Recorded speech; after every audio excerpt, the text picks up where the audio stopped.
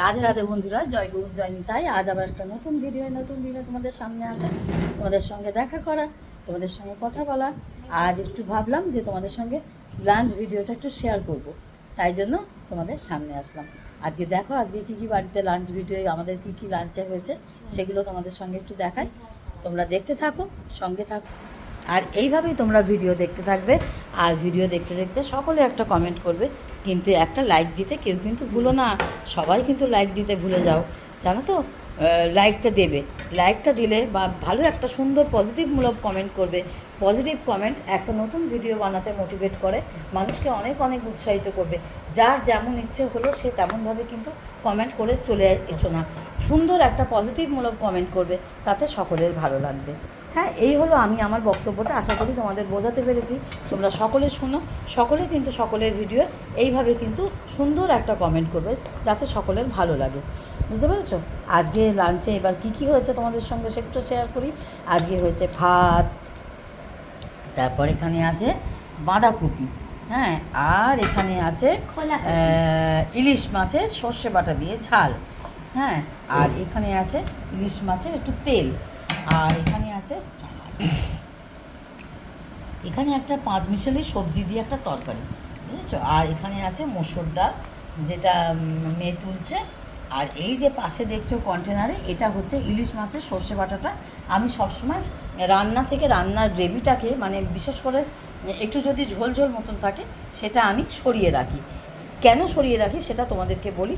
সরিয়ে রাখার একটাই কারণ, সেটা হচ্ছে মাছটা দেখো, এই যে মাছটা যেমন প্রত্যেকটা পিস গোটা গোটা আছে, সেরকম সর্ষে বাটা থেকে আমি মাছটাকে আলাদা করে একটা ফ্ল্যাট জায়গার মধ্যে আমি রেখে দিয়ে চাপা দিয়ে রাখতেও পারবো। আবার মাছগুলো প্রত্যেকটা পিস আলাদা আলাদা গোটা গোটা থাকবে।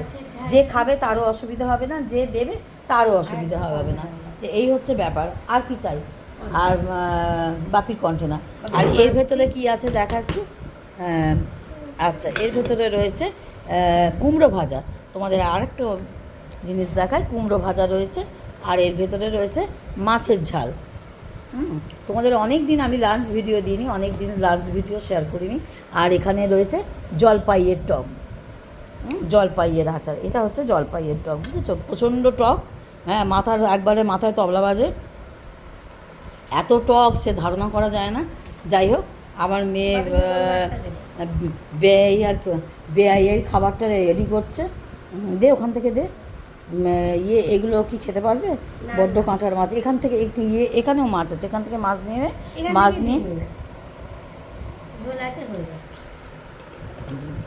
এখান থেকে দে, এখান থেকে এই মাছটা দে। হ্যাঁ দে, হ্যাঁ, যেটা বাপির খেতে সুবিধা হবে সেটা দে না, দে। আমি বেড়ালের ভাত মাখবো। আর এখানে হ্যাঁ দাও, অবশ্যই দাও।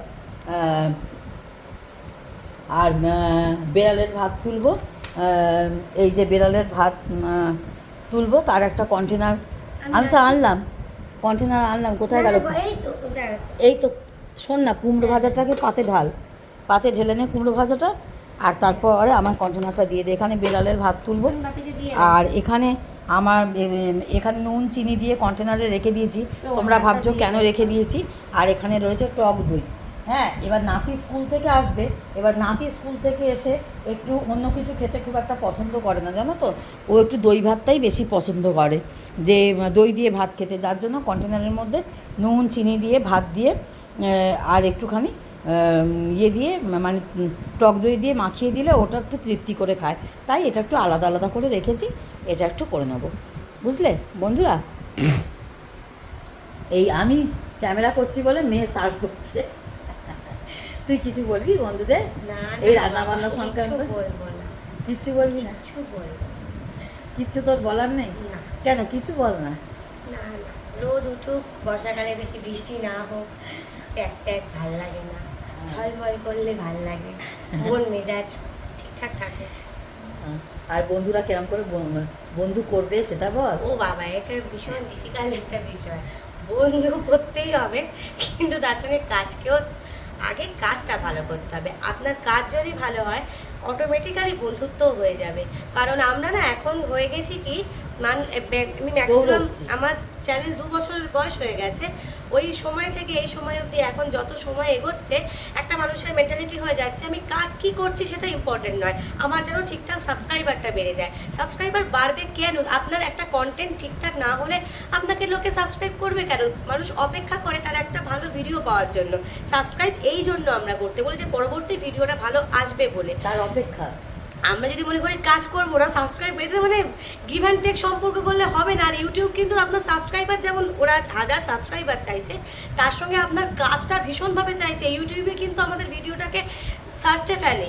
আমরা যদি ভালো কাজ করি অটোমেটিক্যালি ইউটিউব আপনার ভিডিও সার্চে ফেলবে, আপনাকে ভাবতেই হবে না সাবস্ক্রাইবার নিয়ে। তার জন্য আগে প্রায়োরিটি হচ্ছে কাজ। কাজ যদি ভালো হয় অটোমেটিক্যালি সাবস্ক্রাইবার বাড়বে। আর যদি আপনার সাবস্ক্রাইবার গেইন হয় আপনার ভিডিও লোকে এমনিই ওয়াচ করবে, ওয়াচ টাইম বাড়ানোর কোনো চিন্তাই থাকবে না। এত ভেবে লাভ নেই, মেন ফোকাস হচ্ছে কাজ।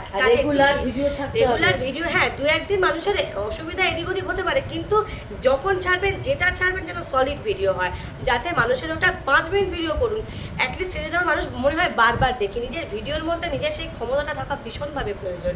বন্ধু নিয়ে মাতামাতি করার কোনো প্রয়োজন নেই, বন্ধু এমনিতেই হবে।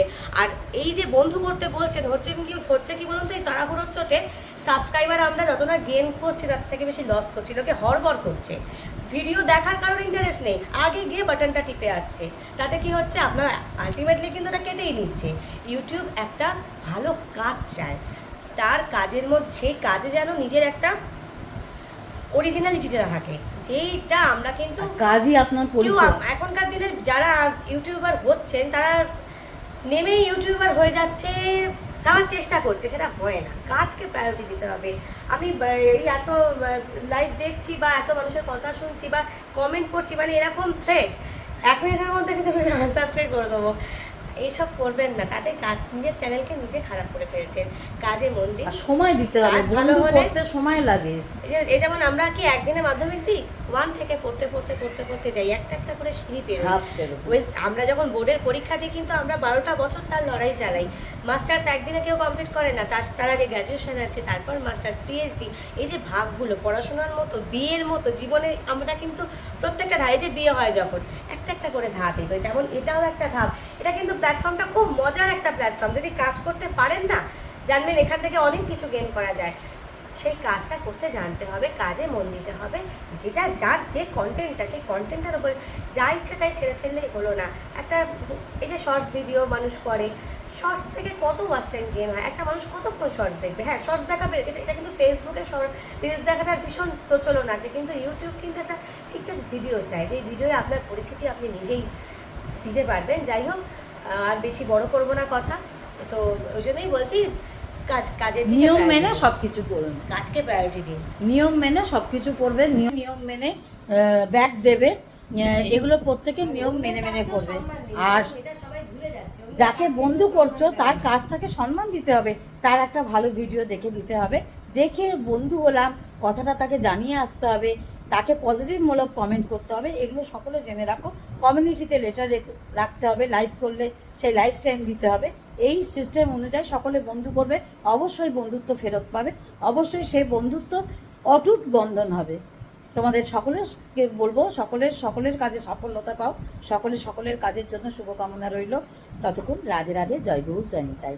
সকলের সঙ্গে থেকো, সাথে থেকো।